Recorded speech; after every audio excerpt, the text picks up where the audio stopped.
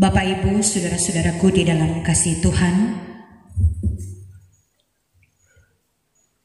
saat ini setiap kita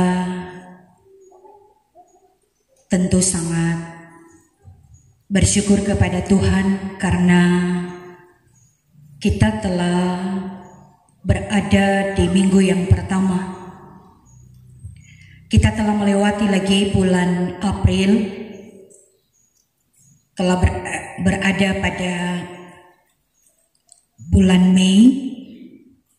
Ini sudah tanggal 5 di minggu yang pertama. Memang tergambar setiap kita yang datang karena kita bersyukur kepada Tuhan. Kita bisa melewati sebulan lagi, bahkan seminggu, yang memang sangat terasa melelahkan, tapi memang kita sadar kita harus bekerja karena hidup ini adalah perjuangan. Ketika kita memasuki bulan Mei, tanggal 1 itu tanggal merah. Jadi pemerintah memang sangat menghargai.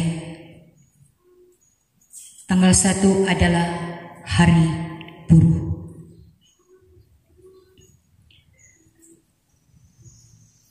Gereja dibawa dalam pemahaman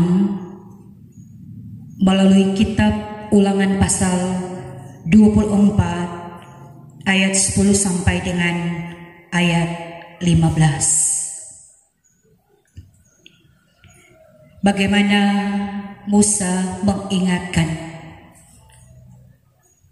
berulang-ulang kali kepada umat Israel ketika mereka akan menempati tanah perjanjian,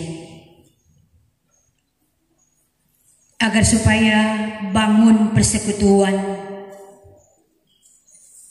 yang saling mengasihi, saling menolong, saling menopang satu dengan yang lain. Dalam arti menikmati kehidupan, jangan cuma berpikir diri sendiri. Sehingga melalui pembacaan ini merupakan juga pengajaran agar supaya sebagai umat yang diberkati, mereka tetap menempatkan bagaimana hidup yang setia, hidup yang taat, hidup yang takut akan Tuhan, diwujud nyatakan dengan bagaimana cara juga kepada sesama. Nah, dari bagian pembacaan Alkitab ini sebagaimana juga tema, jangan menahan upah.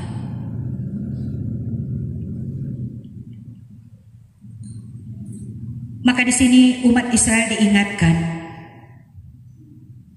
agar setiap pemberi kerja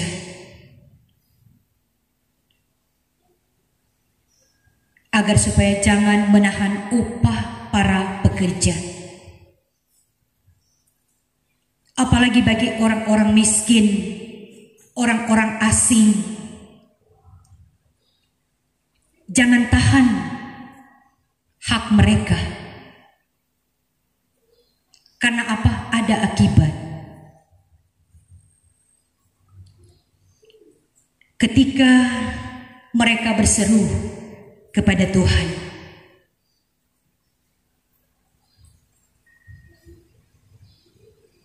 maka pasti Tuhan mendengar. Tuhan akan bertindak. Dan cara menahan upah itu adalah cara yang tidak terpuji, tidak benar di hadapan Tuhan.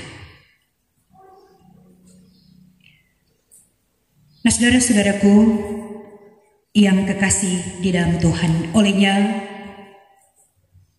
sebagai gereja yang peduli dengan kehidupan yang ada sekarang ini, ya sebagaimana kita telah melewati pada hari kemarin tanggal 1 mengingatkan hari buruh,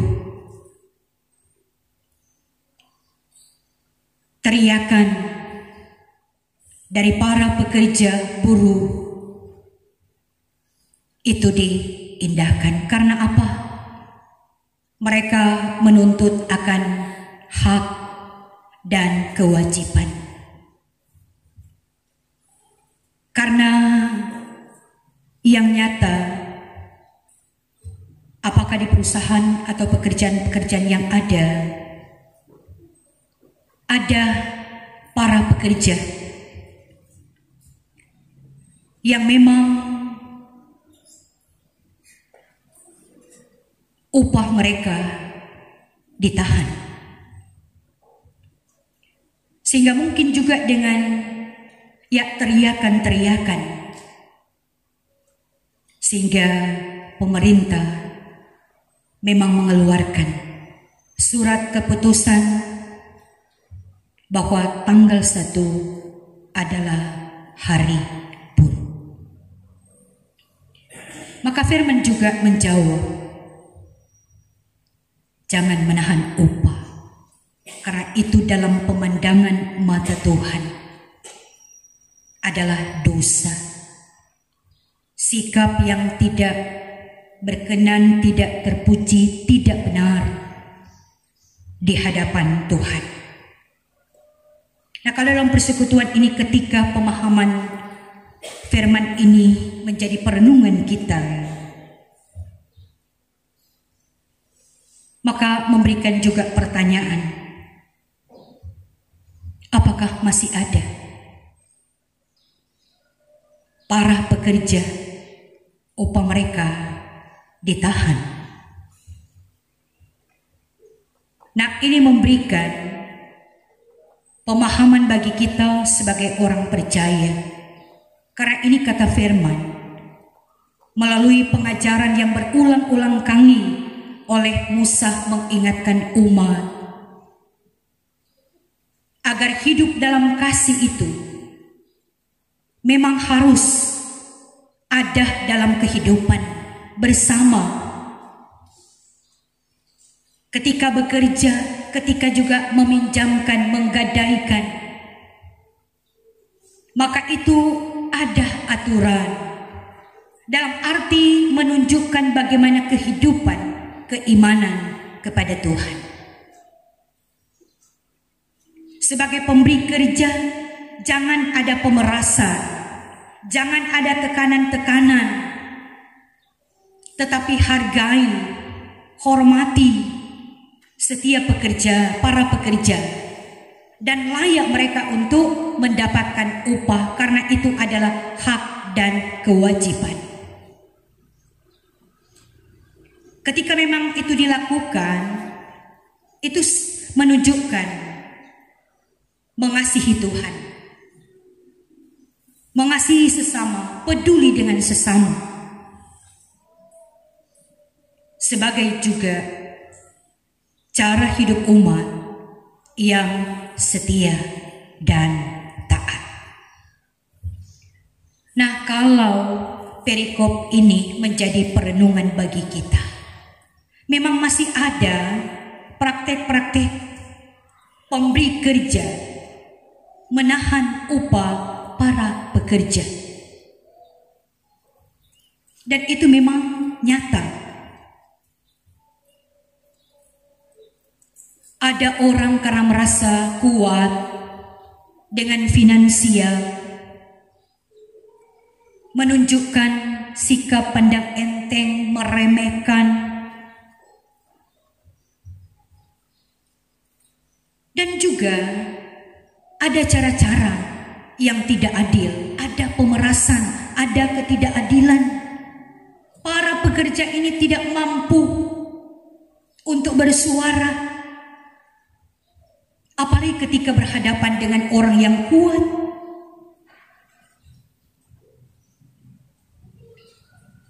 Masih ada, dan sangat disayangkan itu cara orang percaya.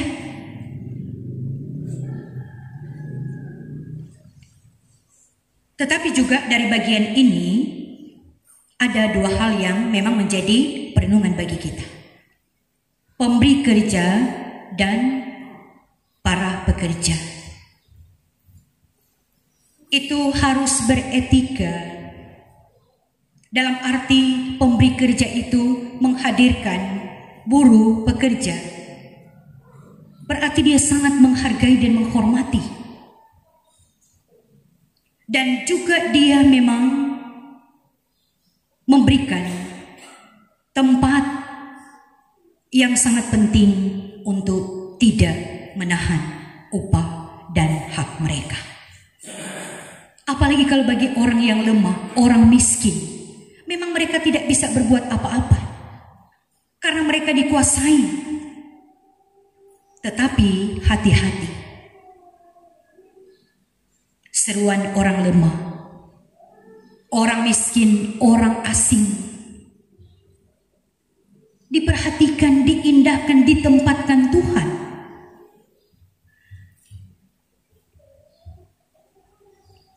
Jadi memang di sini dibutuhkan bagaimana para pemberi kerja dengan kasih, tapi juga buruh atau pekerja menunjukkan juga kualitas bekerja. Karena ada juga buruh atau pekerja yang orang bahasa sehari-hari bilang korupsi waktu. Sehingga ini juga mungkin upah itu tidak semaksimal diberikan karena dilihat kualitas kerja. Memang ada banyak hal, apakah itu dari pemberi kerja maupun para pekerja atau buruh. Tapi mari semua kita kembali pada firman. Kalau kita sebagai pemberi kerja, kita sangat menghargai dan menghormati apalagi tenaga, waktu, dan upah yang mereka terima itu demi kelangsungan kehidupan keluarga bagi mereka yang miskin, bagi mereka yang lemah.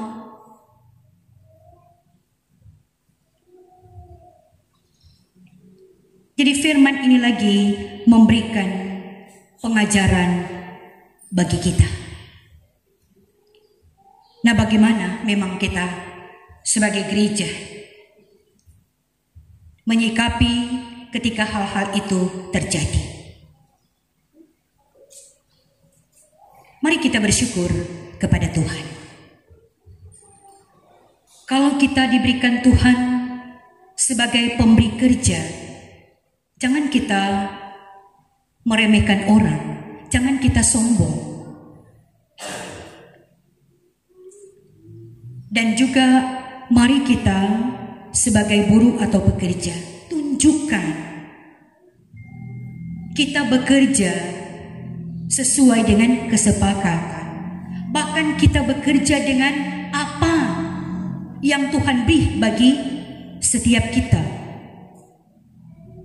Dan kalau kita memberikan itu yang terbaik,